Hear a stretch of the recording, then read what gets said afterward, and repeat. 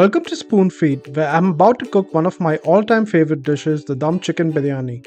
And if you're wondering what DUM means, it's not a silly way of saying dumb.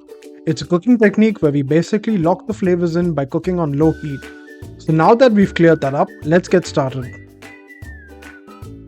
First, let's gather ingredients. We'll need 2 large red onions, 2 tomatoes, half a cup of mint leaves, 1 cup of cilantro, and 3 green chilies. Let's begin by thinly slicing our onions and placing them in a bowl.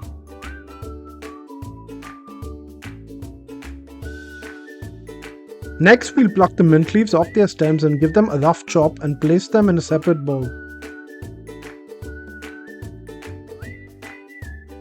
Now, let's finely chop the cilantro and place it in the same bowl as the mint. We need to slice our chilies in half.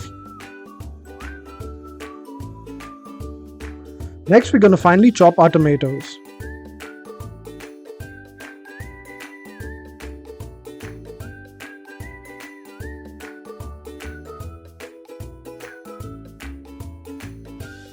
And here's the most important part of making a biryani. We've got to deep fry those onions to get that crispy golden goodness. So I've got my oil preheated to 275 degrees Fahrenheit and we're going to fry those onions. It's important not to increase the heat levels and to be patient during this step.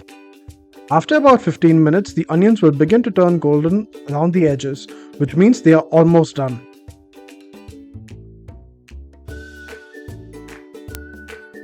After a further couple of minutes, the onions should be 95% done, and we can remove them from the oil and place them on a tray lined with paper towels to soak up the excess oil.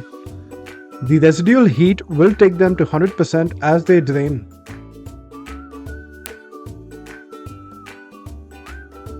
Now let's move on to the star of the dish, the meat. I have about 2.5 pounds of a whole bird that I have cut into pieces for a biryani. Now let's marinate the chicken by adding 1 teaspoon of turmeric powder, 1.5 teaspoons of Kashmiri red chili powder, 1 teaspoon of coriander seed powder, 2 black cardamoms, a stick of cinnamon broken into pieces, about 6 to 7 whole peppercorns, 4 cloves, 2 green cardamoms and 1 teaspoon of cumin seeds. Let's also add about 1.5 teaspoons of salt, the green chilies we halved, 1 cup of yogurt, our tomatoes, and about 80% of the mint and cilantro. We're going to save the rest for later.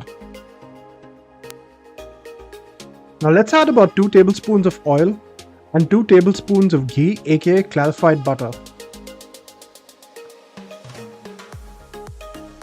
Finally, let's add about 90% of our fried onions and give this a thorough mix till all the ingredients are combined and the spices and yogurt cover every nook and cranny of the chicken. After marinating the chicken for at least 45 minutes, it's time to cook it dum style.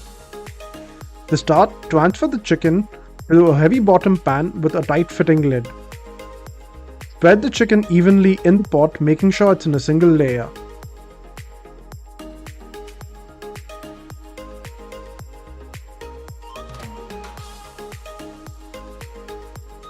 Now it's time to cook the rice. In a separate pot, add 2 cups of basmati rice that have been washed and soaked for at least 30 minutes.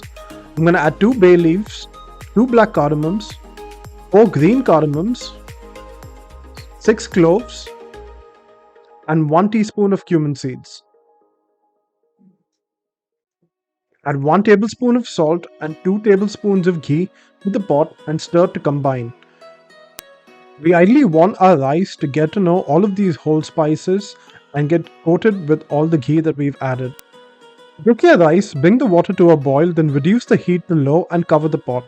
If the rice is about 75% done, then remove it from the heat and drain the excess water. Next, I have taken 1 cup of milk to which I'm going to add 2 tablespoons of ghee and a quarter teaspoon of saffron. I'm going to microwave this for about 30 seconds till the milk is warm enough. Once the rice is drained, spread it over the marinated chicken in an even layer.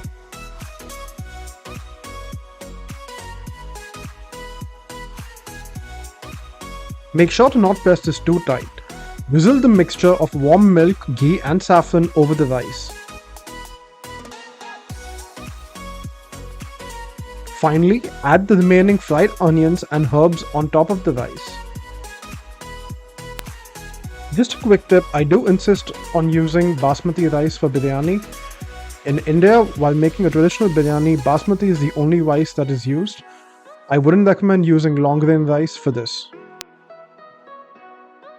Cook the biryani dum style, cover the pot with aluminium foil and seal it tightly all around.